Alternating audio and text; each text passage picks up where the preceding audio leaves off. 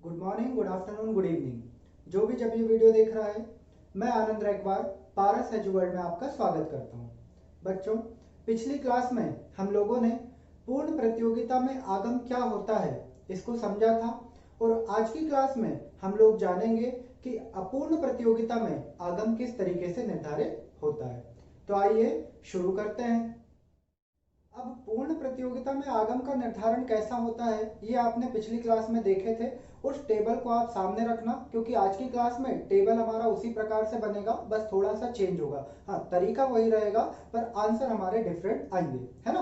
तो मतलब मैं ये कहना चाह रहा हूँ कि उसमें कॉलम वैसे ही बनेंगे, वही सब बातें आएगी। विक्रय की इकाइयां, विक्रय मूल्य प्रति इकाई, कुल आगम, सीमांत आगम, सब कुछ वैसे ही कॉलम आने वाले हैं। इसलिए उस टेबल को आप सामने रखना, ताकि अभी आज जो मैं टेबल बनाऊंगा वो टेबल बनाने में हेल्प मिल जाएगी अगर हमने पिछला टेबल अच्छे से पढ़ा है तो।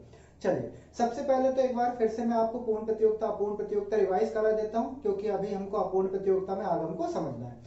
पूर्ण प्रतियोगिता में हमने क्या देखा था? हमने देखा था कि यदि हमको विक्रय की इकाइयां बढ़ानी है, अगर हम चाहते हैं कि हमारा ज्यादा विक्रय हो, तब भी हम विक्रय मूल्य प्रति इकाई को चेंज नहीं करते, हमारा विक्रय मूल्य स्थिर होता है।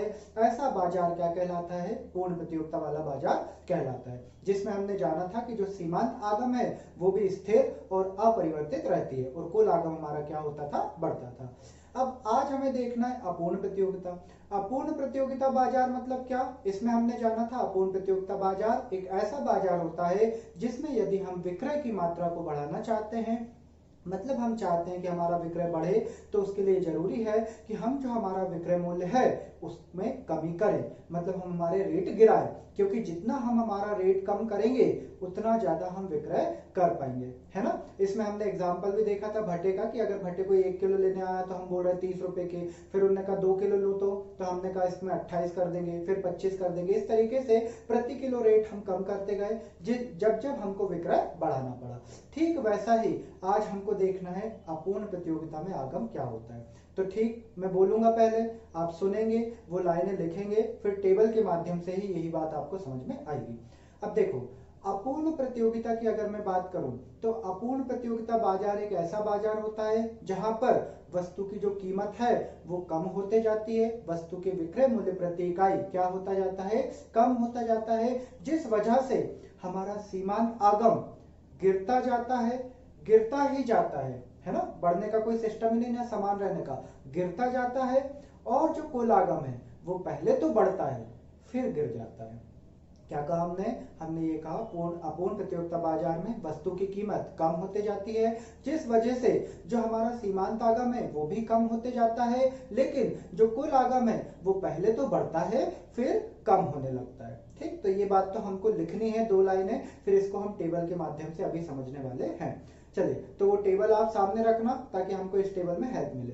देखें, उस टेबल में हमने कितने कॉलम बनाए थे? हमने बनाए थे 4 कॉलम। कौन कौन से 4 कॉलम बनाए थे? एक बनाया था हमने विक्रय की मात्रा इकाइयों में, फिर विक्रय मूल्य प्रति इकाई रुपए में, उसके बाद हमने एक कॉलम बनाया था कुल आगम का, जिसका सूत्र क्या होता है? उसका सूत्र होता है विक्रय की इकाइयां गुणित विक्रय मूल्य प्रति इकाई, और फिर लास्ट कॉलम बनाया था हमने सीमांत आगम का।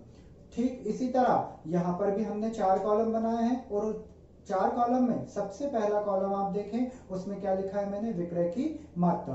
विक्रय की मात्रा क्या है? 1 2 3 4 5 6 7, ठीक वैसे ही जैसा पिछले टेबल में था। अब पिछले टेबल में आपने विक्रय मूल्य क्या रखा था? मैंने कहा था कोई भी मन से ले लो, बस उसको चेंज मत करना। तो हमने एग्जांपल में क्या ले लिया था? 10 रुपए प्रति इकाई, यानी एक इकाई का मूल्य 10 रुपए रहेगा साहब। अब आप उसकी एक इकाई खरीदो, 2 खरीदो, 5 खरीदो, 10 खरीदो, 50 खरीदो, रेट हमारे सेम है। विक्रय मूल्य यानी रेट बोल सकते हैं हम। अब यहां हम क्या देख रहे हैं? अपूर्ण प्रतियोगिता में, तो अपूर्ण प्रतियोगिता में विक्रय मूल्य प्रति इकाई मैं शुरू में तो 10 ही रखा हूं, लेकिन अब अगर मुझे विक्रय बढ़ाना है तो मैं अपने रेट मतलब विक्रय मूल्य क्या करते जाऊंगा?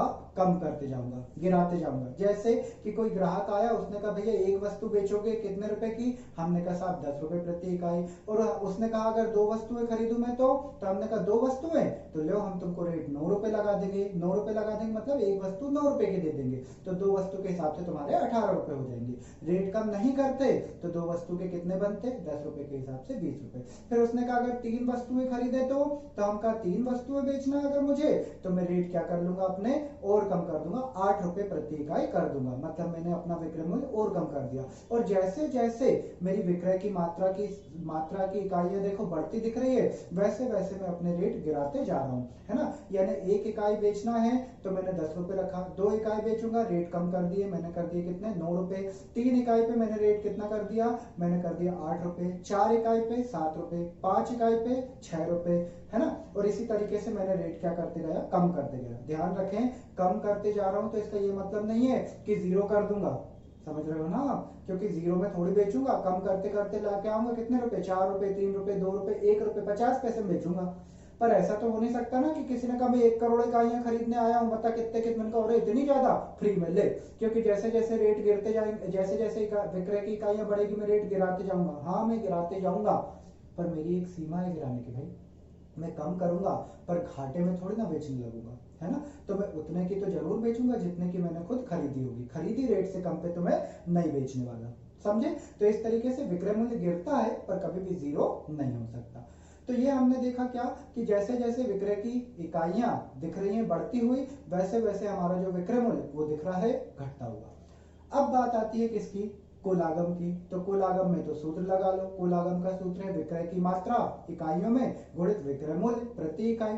तो देखो विक्रय की इकाइयां पहले कितनी है, 1, विक्रय मूल्य कितना है 10, तो कुल आगम कितना हो गया 10।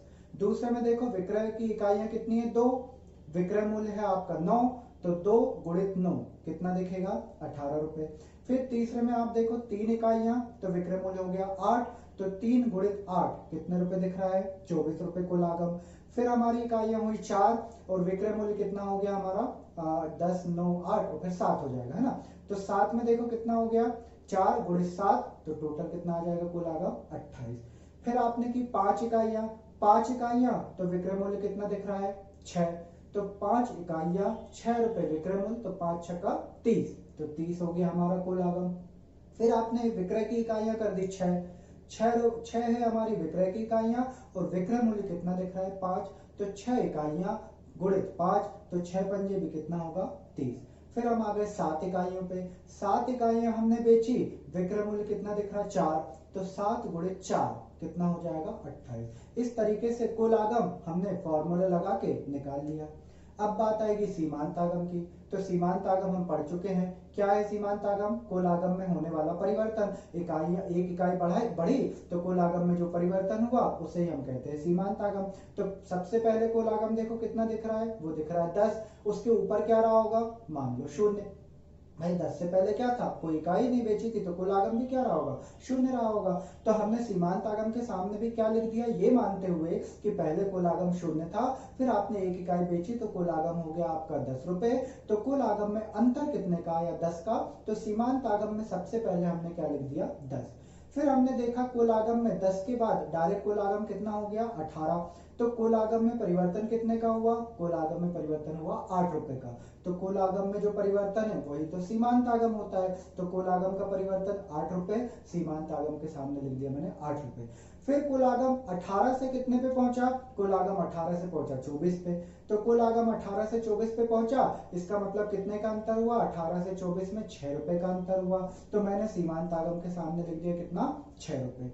फिर जो हमारा कुल आगम है वो 24 से कितना हुआ 28 रुपए हुआ, मतलब 24 से 28 तो 4 रुपए का अंतर। तो सीमांत आगम में कितने रुपए लिख दिए मैंने 4 रुपए। फिर हमारा कुल आगम 28 से 30 हुआ, मतलब 2 रुपए का अंतर, मैंने लिख दिए 2 रुपए सीमांत आगम सामने। फिर कुल आगम हमारा 30 था, आगे बढ़े 30 ही रहा, तो अंतर कितने का हुआ 0 का, तो मैंने सीमांत आगम लिख दी 0। और उसके बाद हमारा कुल आगम 30 से कितने पे हो गया 28 पे हो गया। तो परिवर्तन तो हुआ लेकिन बढ़ा नहीं, कम हुआ, मतलब ऋणात्मक परिवर्तन।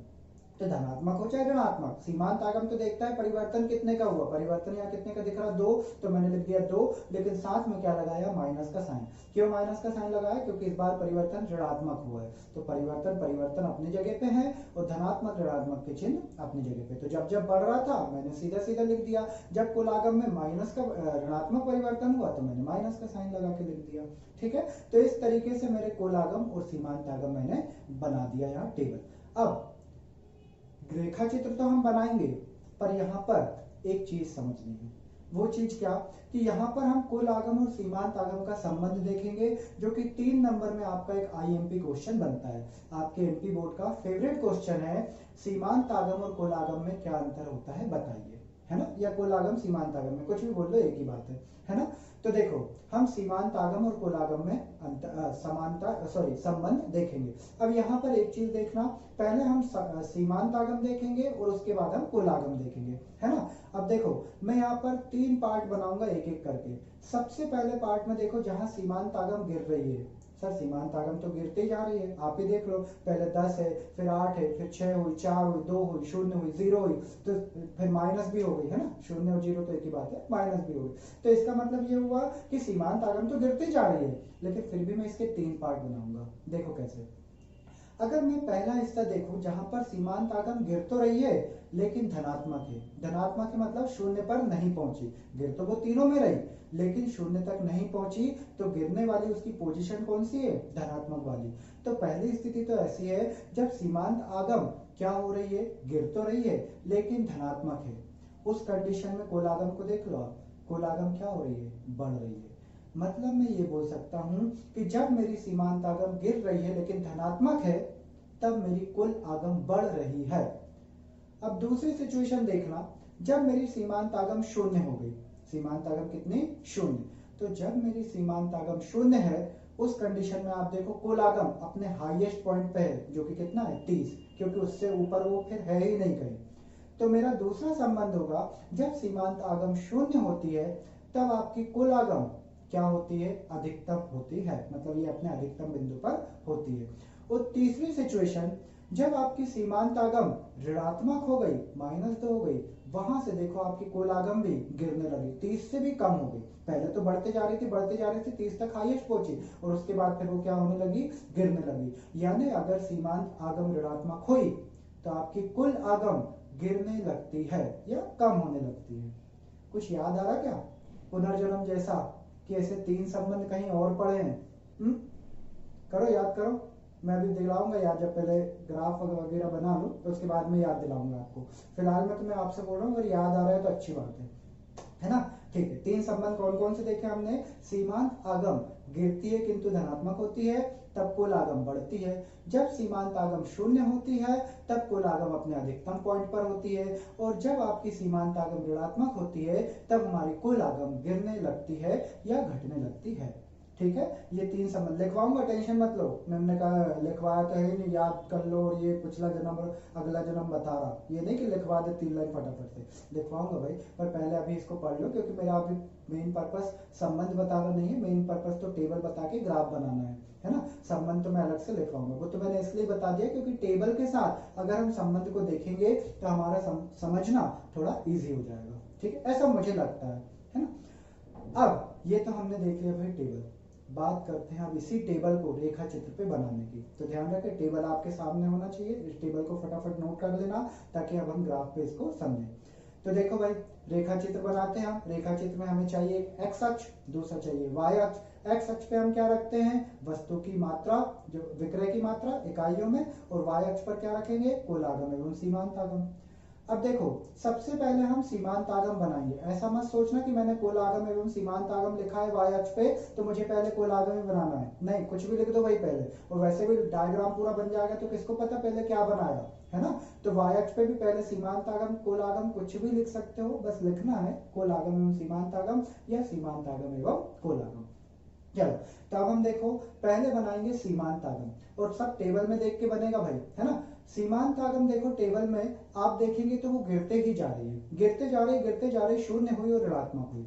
तो मैं यहाँ पर जो ग्राफ है इसका कहीं पे भी एक पॉइंट ले लूंगा, किसी भी जगह पे एक पॉइंट ले लूंगा और उस पॉइंट से रेखा नीचे गिराते जाऊंगा। किस दिशा में, एक्स अक्ष की दिशा में गिराते जाऊंगा। तो ये देखो मैं रेखा बना रहा हूं, और ये बनाते बनाते मेरी रेखा क्या हो रही है, गिरते जा रही है, गिरते गिरते कहां तक हो गई, एक्स अक्ष को टच भी कर गई और एक्स अक्ष को टच करके नीचे भी निकल गई। ये हमको क्या बता रही है रेखा, ये रेखा ये बता रही है कि भाई मैं तो गिरती ही जा रही हूँ, गिरती जा रही हूँ, मतलब एक्स अक्ष आ गया, मैं तब भी नहीं रुकी, मैं एक्स अक्ष को काट के भी नीचे निकल गई। इससे क्या पता चलता है? इससे ये पता चलता है बेटा, सुनना, कि अगर एक्स अक्ष के ऊपर कोई रेखा होती है, ध्यान से सुन लेना, हर ग्राफ में काम आएगा। अगर एक्स अक्ष के ऊपर कोई रेखा है तो वो ये बताती है कि मैं अभी धनात्मक हूं, यानी मेरे नंबर अभी पॉजिटिव चल रहे हैं, प्लस में चल रहे हैं। और अगर कोई रेखा एक्स अक्ष को टच हो गई तो वो ये बताती है कि इस जगह पर मैं शून्य हूं। क्या बताती है? इस जगह पर मैं शून्य हूं। कि जैसे हमारी रेखा एक जगह पे आके टच हो रही ना, तो इस जगह पर हम क्या बोलेंगे कि ये हमारी सीमांत आगम यहाँ पर क्या है? शून्य है। और जब कोई रेखा एक्स अक्ष से भी नीचे निकल गई तो इसका मतलब वो नेगेटिव हो गई, वो ऋणात्मक हो गई। तो हमारी सीमांत आगम भी ऋणात्मक हुई थी, इसलिए मैंने एक्स अक्ष के उसको नीचे भी उतार दिया, है ना। तो इस तरीके से अगर मैं देखूं तो मेरी सीमांत आगम के मैंने 3 पार्ट बनाए। एक तो धनात्मक जो एक एक्स अक्ष से ऊपर है, एक एक्स अक्ष को जहां टच कर रही है उसको मैंने बोल दिया सीमांत आगम की शून्य वाली स्थिति, और जहां पर एक्स अक्ष के भी नीचे निकल गई वहां पर सीमांत आगम क्या बन गई? हमारी ऋणात्मक बन गई। ये तो हमने कौन सी रेखा बनाई? ये हमने रेखा बनाई है सीमांत आगम की। अब ध्यान से देखना, जहां पर ये सीमांत आगम शून्य है, शून्य कहाँ है? जहां पर उसने एक्स अक्ष को टच किया होगा, वहां से मैं डॉट डॉट डॉट डॉट करके एक रेखा लेके जा रहा हूं, ठीक है। ये डॉट डॉट करके मैंने एक रेखा कहां की रखी है? जहां पर सीमांत आगम क्या है? शून्य है। इस डॉट डॉट रेखा को मैं ऊपर तक ले गया, है ना। अब ये जो डॉट डॉट रेखा ऊपर तक गई है, इस रेखा का क्या करें? ये रेखा काय की है? कुछ नहीं है, ये रेखा कोई काम की नहीं है, बस ये रेखा हमको मदद करेगी कुल आगम को बनाने में, है ना। अब ये जो मेरी डॉट डॉट वाली रेखा गई है ऊपर, इस डॉट का कोई भी एक पॉइंट पकड़ लो और इस पॉइंट से आप रेखा खींचो और कहां तक लेके जाओ? जहां पर सीमांत आगम रेखा शुरू हुई है। डॉट डॉट से पॉइंट पकड़ के कहां तक लेके जाना है? जहां पर आपकी सीमांत आगम रेखा शुरू हुई है। ये तो आपकी कुल आगम रेखा का आधा पार्ट बना। अब ये जो डॉट डॉट वाली लाइन है जहां पर आपकी कुल आगम रेखा शुरू हुई है ना, उसी डॉट से राइट हैंड साइड आओ और उस रेखा को गिराओ, ठीक है। कैसे गिराना है? कितना भी एंगल ले लो, वो मैटर नहीं पड़ता, बस राइट हैंड साइड उसको गिराते जाना है आपको, ठीक है। कहां से? जहां से कुल आगम रेखा आपने शुरुआत की है। तो वही पॉइंट से एक पॉइंट आपने कहां मैच कर दिया? सीमांत आगम शुरुआत है जो पॉइंट, वहां पे मिला दिया। दूसरा आपने गिरा दिया थोड़ा सा, बस। ये आपकी कौन सी रेखा बन गई? कुल आगम रेखा। और नीचे वाली रेखा कौन सी हो गई? सीमांत आगम रेखा। तो हमारी दो रेखा बन गई, एक कुल आगम रेखा और दूसरी सीमांत आगम रेखा। ग्राफ याद आ रहा है क्या? कुछ ऐसा बना सा? पिछला जन्म, पुनर्जन्म नहीं आ रहा? संबंध भी देखो, थोड़ा थोड़ा याद सा था, बोला मैंने कि आपको याद आया कहीं हो, अगर पढ़ रहे होगे तो आया होगा। इसी तरह ये जो ग्राफ है ये भी आपको याद आना चाहिए। अगर नहीं आ रहा है तो चलो मैं याद दिलाता हूं। आपकी इकाई का नाम है, जो दूसरी इकाई नंबर 2 जिसका नाम है उपभोक्ता व्यवहार एवं मांग, ये आपकी इकाई का नाम है। और उसका पहला ही चैप्टर जिसका नाम था उपयोगिता विश्लेषण, उस उपयोगिता विश्लेषण की शायद पहली या दूसरी क्लास थी जिसमें हमने पढ़ा था कुल आगम और कुल उपयोगिता और सीमांत उपयोगिता। उस कुल उपयोगिता और सीमांत उपयोगिता वाले ग्राफ को निकालो और उनके संबंध को निकालो, फटाफट निकालो जल्दी से, है ना। वीडियो रोक दो, मैं ज्यादा देर नहीं रोक पाऊंगा, उन्होंने कहा ये भी रोके, ठीक है। फटाफट निकाले, वीडियो रोक के निकाल लो। इस ग्राफ में आप देखो, आपको वो ग्राफ और ये ग्राफ एक जैसा दिखेगा, दिख रहा है? वहां कुल उपयोगिता थी, यहां पर मैंने कुल आगम रख दिया। उसके बाद 1 मिनट, यहां पर मैंने कुल आगम रख दिया। उसके बाद बात करें, वहां पर आपकी सीमांत उपयोगिता थी जो गिरते जा रही थी, यहां पर मैंने सीमांत आगम रख दिया। और यहां पर भी देखो एक सीधी रेखा है, और वहां पर भी हमने 3 संबंध देखे थे, यहां पर भी वही 3 संबंध हम देखने वाले हैं। तो ग्राफ भी उसके ही जैसा है और 3 संबंध भी उसी की कॉपी है, यानी ग्राफ भी कॉपी कर लिया इसने वहां से और संबंध भी कॉपी कर लिया। फर्क बस इतना है, जहां जहां आगम लिखा था, जहां जहां उपयोगिता लिखा था, वहां वहां पे इसने अपने आगम वर्ड को चिपका दिया। यानी वहां कुल आगम था तो वहां कुल उपयोगिता थी तो इसने कुल आगम कर दिया, वहां सीमांत उपयोगिता थी तो इसने सीमांत आगम कर दिया। रेखा चित्र भी वही है, ग्राफ भी वही है। फर्क था कि वहां एक्स अक्ष पे आप क्या बताते थे? उपभोग की इकाइयां, क्योंकि वहां उपयोगिता थी तो उपभोग करोगे। यहाँ पर आगम है तो आपने विक्रय की इकाइयां दिखा दी। वहां पर कुल आगम और सीमांत कुल उपयोगिता और सीमांत उपयोगिता दिखाई थी, यहाँ पर कुल आगम और सीमांत आगम दिखा दिया आपने। ग्राफ वही है हमारा, समझे आप इस चीज को? तो यही है वो चीज। इसका मतलब ये है कि अगर आपने वहां पर उपयोगिता और उसका ग्राफ अच्छे से देख लिया अगर उनका संबंध 3 याद होंगे तो वहां के उपयोगिता वर्ड हटा के आगम वर्ड लगा दो, आपके ग्राफ भी वही बन जाएंगे, आपके 3 संबंध भी वही बन जाएंगे। देख लो ना उसमें 3 संबंध कौन कौन से थे, याद देखो पढ़ रहे हो ना? चलो मैं बोल देता हूँ, मुझे तो याद है भाई, है ना? कौन कौन से 3 संबंध थे उसमें? पहला था जब सीमांत उपयोगिता गिरती है किंतु धनात्मक होती है तब कुल उपयोगिता बढ़ती है। दूसरा संबंध था जब सीमांत उपयोगिता शून्य होती है तब कुल उपयोगिता हमारी अधिकतम होती है। तीसरा था जब सीमांत उपयोगिता ऋणात्मक होती है तब कुल उपयोगिता गिरने या घटने लगती है। वही 3 संबंध तो मैंने यहाँ बोले कि यहाँ देखो ना, जब आपकी सीमांत उपयोगिता गिर रही है लेकिन धनात्मक है तो आपकी कुल उपयोगिता बढ़ रही है। जब सीमांत उपयोगिता आपकी शून्य है तो देखो कुल उपयोगिता अपने हाईएस्ट पॉइंट पे है। और जब सीमांत उपयोगिता आपकी ऋणात्मक हो गई, देख लो वहीं साइड कुल उपयोगिता आपकी क्या होने लगी? गिरने लगी, है ना? तो वो जो उपयोगिता थी यहाँ पे आगम कर दो बस, कि यहाँ सीमांत आगम गिर रहा, कुल आगम बढ़ रहा, सीमांत आगम शून्य, कुल आगम अधिकतम, सीमांत आगम ऋणात्मक, कुल आगम क्या हो गया? गिरने लगा। तो वही ग्राफ है, वही संबंध है। फिर भी मैं तो यहाँ लिखवाऊंगा क्योंकि मुझे चैप्टर में अलग से लिखवाना पड़ेगा। बाकी मैंने आपको तरीका जरूर बता दिया कि आप ग्राफ कैसे याद रखें और आप वो संबंध कैसे याद रखें। बस उपयोगिता वर्ड हटा के क्या वर्ड चिपकाना है आपको? आगम वर्ड चिपकाना है। समझ गए आप इस चीज को? चलो, तो ये ग्राफ आपने बना लिया क्या? फटाफट इस ग्राफ को फटाफट बनाओ, फिर मैं आपको बता देता हूँ क्या संबंध। ग्राफ समझ गए भाई आप? ग्राफ बनाने में कोई दिक्कत नहीं आनी चाहिए। क्या करना है? सबसे पहले हमको सीमांत उपयोगिता ऋणात्मक है, ऐसी लाइन खींच दी, गिरते गए जीरो ऋणात्मक। जहां पर सीमांत उपयोगिता शून्य है वहां से हमने डॉट डॉट करके एक लाइन ऊपर लेके गए और किसी भी एक डॉट को सेलेक्ट करके वहां से लाइन खींची और कहां टच कर दी, कहां मैच कर दी? जहां पर सीमांत आगम शुरू हुआ था, सीमांत आगम शुरू हुआ था वहां पर मैच कर दिया। फिर जहां पर आपने कुल आगम स्टार्ट किया था जिस पॉइंट से, उसी पॉइंट से राइट हैंड साइड आपको एक रेखा गिराते हुए बनानी है। तो ये आपकी कुल आगम रेखा बन जाएगी। जो अभी आपने नीचे बनाई वो आपकी सीमांत आगम रेखा है। तो कुल आगम रेखा और सीमांत आगम रेखा ये हमारी बन जाएगी और हम बता देंगे कि ये क्या है? अपूर्ण प्रतियोगिता में आगम किस तरीके से व्यवहार करता है। ठीक है, चलो ग्राफ बना लो जल्दी से। अब हम देखने वाले हैं क्या? सीमांत आगम और कुल आगम में संबंध। तो 3 संबंध वैसे तो बता दिया, उपयोगिता वर्ड हटा के आगम बना दो, पर फिर भी मैं यहाँ लिख दे रहा हूँ, है ना? क्या लिख रहा हूँ? पहला देखो, जब सीमांत आगम गिरता है किंतु धनात्मक होता है तब कुल आगम हमारा क्या होता है? बढ़ता है। दूसरा पॉइंट, जब सीमांत आगम हमारा शून्य होता है तब कुल आगम अधिकतम होता है। तीसरा, जब हमारी सीमांत आगम क्या होती है? ऋणात्मक होती है तब कुल आगम क्या होती है? घटने या गिरने लगती है। ये 3 संबंध आपको बनाना है और ग्राफ हमेशा बनाना है। ध्यान रखना, अगर 3 नंबर में हमको क्वेश्चन आ गया सीमांत आगम और कुल आगम में संबंध बताओ, तो संबंध तो हम 3 लाइन लिख देंगे ये, पर आपको लग रहा ये 3 लाइन लिखने से 3 नंबर मिल जाएंगे? नहीं, 3 नंबर नहीं मिलेंगे, 1.5 नंबर मिलेंगे। 3 संबंध पे आधे आधे नंबर हैं और आधे 1.5 नंबर का पे आपके इस ग्राफ पर हैं। तो इस तरीके से 3 नंबर का कम से कम क्वेश्चन आता है, कई बार 4 नंबर 5 नंबर में भी आ जाता है। तो जो भी आपको क्वेश्चन आए, जब भी ये संबंध आया आपको 3 संबंध लिखना है और साथ में इस ग्राफ को कंपल्सरीली बना के आना है, चाहे एग्जामिनर बोले चाहे ना बोले। समझ गए भाई आप? तो इस तरीके से हमने जो हमारा आगम वाला चैप्टर है उस आगम का अर्थ, आगम के प्रकार, पूर्ण प्रतियोगिता में आगम एवं अपूर्ण प्रतियोगिता में आगम क्या होता है, इस चीज को समझा था। अब कल की क्लास में हमारी इकाई का नया चैप्टर स्टार्ट होगा। इकाई पुरानी उत्पादक व्यवहार एवं पूर्ति, यही इकाई चल रही है, इसका नया चैप्टर स्टार्ट होगा जिसका नाम है फर्म का संतुलन या उत्पादक का संतुलन।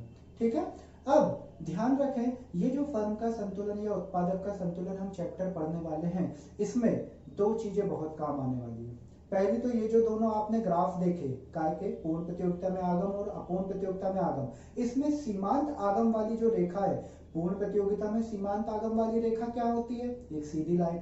अपूर्ण प्रतियोगिता में सीमांत आगम वाली रेखा क्या होती है? ऐसे गिरते जाती है, ऋणात्मक हो जाती है।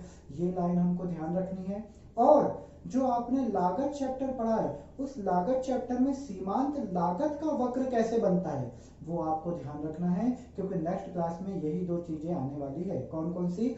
एक आने वाली है सीमांत लागत और एक आने वाला है सीमांत आगम। और सीमांत आगम दोनों में आएगा, पूर्ण प्रतियोगिता में भी और पूर्ण प्रतियोगिता में भी। और कुल अगर मैं बात करूं सीमांत लागत की, तो सीमांत लागत वाले चैप्टर में तो हमने पूर्ण अपूर्ण प्रतियोगिता ऐसा कोई कॉन्सेप्ट पढ़ा नहीं था, तो वहां पे ये सब आएगा भी नहीं। वहां पे सिंपल आएगा सीमांत लागत। लेकिन आगम आपने दोनों तरीके से पढ़ी है, पूर्ण प्रतियोगिता में सीमांत आगम, अपूर्ण प्रतियोगिता में सीमांत आगम या आगम। इसलिए ये दोनों चीजें कौन सी, सीमांत लागत अच्छे से पढ़ लेना और उसका ग्राफ देख लेना बेटा, और जो आगम है इस चैप्टर को तो पूरा ही पढ़ लेना, खासकर पूर्ण और अपूर्ण प्रतियोगिता में पढ़ लेना, क्योंकि कल की क्लास में हमें ये दोनों चीजें बहुत काम आने वाली है। अगर ये दोनों ग्राफ आपने नहीं देखे तो कल की क्लास या परसों की क्लास तो गई आपके हाथ से, समझ गए आप, क्योंकि उसमें कुछ नहीं आएगा सिवाय ग्राफ के, सीमांत लागत का ग्राफ, सीमांत आगम का ग्राफ, ये दोनों ही ग्राफ हमारे आने वाले हैं। इसलिए इन ग्राफ को प्लीज प्लीज प्लीज अच्छे से देखना, तो ही आपको वो क्लास कल की समझ में आने वाली है। ठीक है भाई, चलिए तो कल का चैप्टर हम कल की क्लास में स्टार्ट करेंगे। Till then bye bye to all of you, thank you so much.